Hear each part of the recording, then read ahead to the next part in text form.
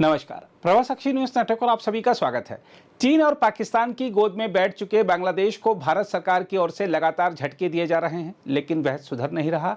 इसलिए अब बांग्लादेश को ऐसा झटका लगने वाला है जिससे वहां त्राहिमाम की स्थिति पैदा हो सकती है।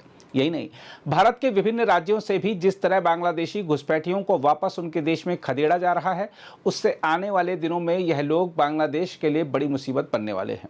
जहां तक बांग्लादेश को मिलने वाले नए झटके की बात है, तो आपको बता दें कि भारत की ओर से गंगा जल संधि यानी गंगा वाटर ट्रीटी की समीक्षा किए जाने की घोषणा के बाद से ढाका की हालत खराब हो गई है।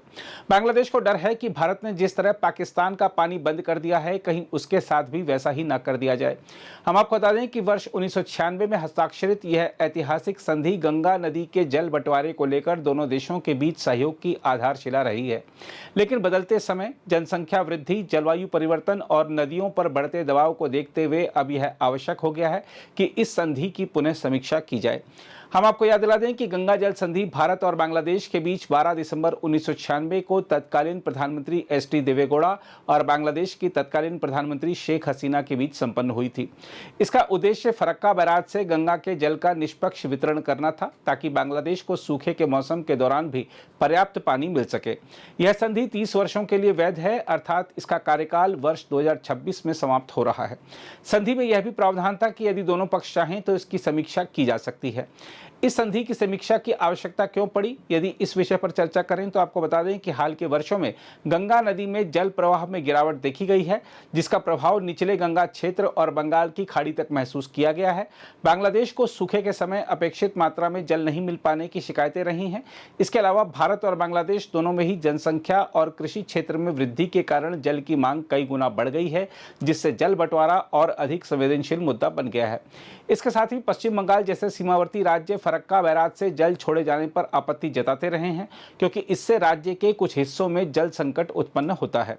इसके अलावा 21वीं सदी में जल को अब केवल प्राकृतिक संसाधन नहीं बल्कि एक रणनीतिक संपत्ति माना जाने लगा है। इसलिए इस संधि की समीक्षा करना भारत की जल कूटनीति को आधुनिक परिप्रेक्ष्य में ढालने का एक प्रयास है। हम आपको यह बता दें कि गंगा जल संधि भारत बांग्लादेश संबंधों की कूटनीतिक सफलता मानी जाती है। यह संधि वर्षों से दोनों देशों के बीच विश्वास और सहयोग का प्रतीक रही है, लेकिन अब जबकि इसकी समीक्षा की बात हो रही है, तो इसमें पारदर्शिता, तकनीकी डेटा साझा करना और साझा जल प्रबंधन तंत्र को मजबूती देना अत्यंत आवश्यक है, ताकि यह संधि दोनों देशों के हितों की रक्षा करती रहे। इसलिए गंगा जल संधि की समीक्षा का भारत का निर्णय एक आवश्यक और दूरदर्शी कदम है। यह केवल दो देशों के बीच जल बंटवारे का मामला नहीं है, बल्कि इससे राष्ट्रीय सुरक्षा, खाद्य सुरक्षा और क्षेत्रीय स्थिरता भी जुड़ी हुई है। इसके अलावा अगर बांग्लादेशी घुसपैठियों पर विभिन्न राज्यों द्वारा कसी जा रही नकेल पर चर्चा करें, तो आपको बता दें कि असम के मुख्यमंत्री हिमंत बिस्वा शर्मा ने कहा है कि बांग्लादेश से घुसपैठ पर अंकुश लगाने के प्रयासों के तहत सरकार वयस्कों के लिए आधार कार्ड जारी करने के नियमों को सख्त बनाने पर विचार कर रही है। शर्मा ने कहा कि आधार कार्ड जारी करने के सख्त नियमों से अवैध विदेशियों का पता लगाने और उन्हें देश से बाहर निकालने में राज्य सरकार के प्रयासों को और बढ़ावा मिलेगा। मंत्रिमंडल की एक बैठक की अध्यक्षता करने के बाद संवाददाता सम्मेलन में उन्होंने कहा, हमने एक प्रस्ताव पर चर्चा की जिसके तहत वयस्कों के लिए आधार कार्ड पूरी तरह से सत्यापन के बाद ही जारी किए जाएंगे। कैबिनेट जल्द ही इस संबंध में निर्णय लेगी। उन्होंने कहा कि असम में करीब 100% वयस्कों के पास आधार कार्ड हैं। उन्होंने कहा, अगर कोई वयस्क आधार कार्ड के लिए आवेदन करता है तो हम व्यापक जांच कराएंगे।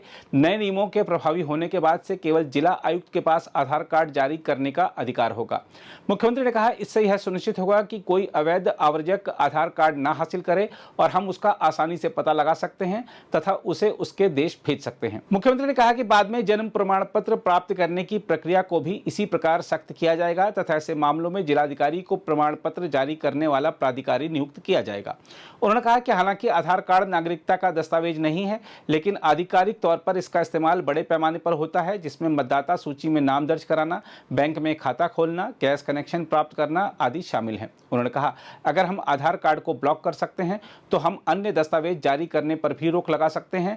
हमें विदेशियों के यहाँ वैध रूप से लंबे समय तक रहने और आधार कार्ड बनवाने से कोई समस्या नहीं है। हमारी समस्या अवैध विदेशियों से है। मुख्यमंत्री ने कहा, घुसपैठियों का पता लगाने और उन्हें वापस भेजने के हमारे निरंतर प्रयासों के तहत गुरुवार रात हमने 20 और बांग्लादेशियों को निर्वासित किया है। उधर महाराष्ट्र सरकार की बात करें तो आपको बता दें कि राज्य सरकार ने एक महत्वपूर्ण सर्कुलर जारी करते हुए यह स्पष्ट किया है कि अगर कोई प्रतिष्ठान अवैध रूप से भारत में रह रहे बांग्लादेशी नागरिकों को नौकरी देता है तो उसके मालिकों को जिम्मेदार ठहराया जाएगा। यह आदेश राज्य के गृह विभाग द्वारा जारी किया गया है, जिसमें कहा गया है कि जरूरत पड़ी तो कानून में संशोधन करके दोषियों के खिलाफ कार्रवाई की जाएगी।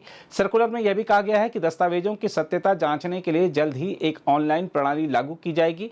हम आपको बता दें कि पुलिस जांच में यह पाया गया है कि बड़ी संख्या में अवैध बांग्लादेशी घुसपैठिए बिल्डरों, छोटे बड़े उद्योगों, व्यापारियों और अन्य व्यावसायिक संस्थानों में काम कर रहे हैं, क्योंकि वे कम मजदूरी पर काम करने को तैयार रहते हैं। सर्कुलर में चेताया गया है कि ऐसे प्रतिष्ठान यह नहीं समझते कि उनकी यह लापरवाही राष्ट्रीय सुरक्षा के लिए खतरा बन सकती है।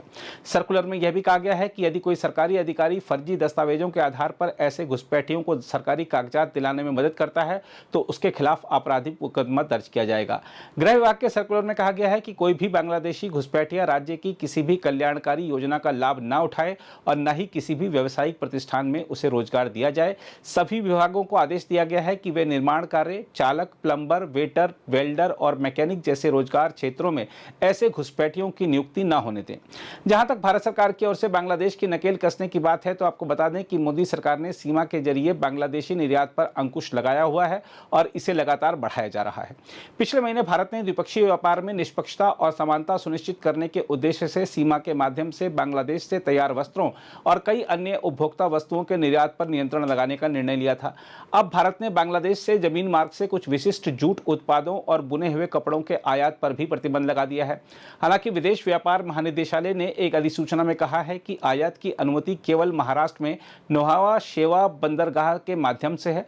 इन प्रतिबंधों के अंतर्गत आने वाले उत्पादों में जूट उत्पाद, एकल सन का धागा, जूट का एकल धागा, बहु मुड़ा हुआ बुने हुए कपड़े या फ्लेक्स और जूट के बिना ब्लीच किए बुने हुए कपड़े शामिल हैं। इससे पहले 9 अप्रैल को भारत ने नेपाल और भूटान को छोड़कर पश्चिम एशिया, यूरोप और अन्य देशों को विभिन्न वस्तुओं के निर्यात के लिए बांग्लादेश को दी गई किसी तीसरे स्थान से होते हुए कारोबार करने की सुविधा वापस ले ली थी।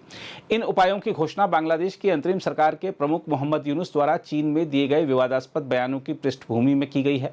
हम आपको बता दें कि यूनुस द्वारा अल्पसंख्यकों, विशेषकर हिंदुओं पर और हिंदू मंदिरों पर हमलों को रोकने में विफल रहने के बाद भारत बांग्लादेश संबंधों पर काफी असर पड़ा है। अगर आप भी लेना चाहते हैं देश दुनिया की तमाम जानकारी तो आज ही सब्सक्राइब करें हमारे चैनल को। साथ ही नीचे दिए बेल आइकन को जरूर दबाएं ताकि हर अपडेट आप तक पहुंच सके।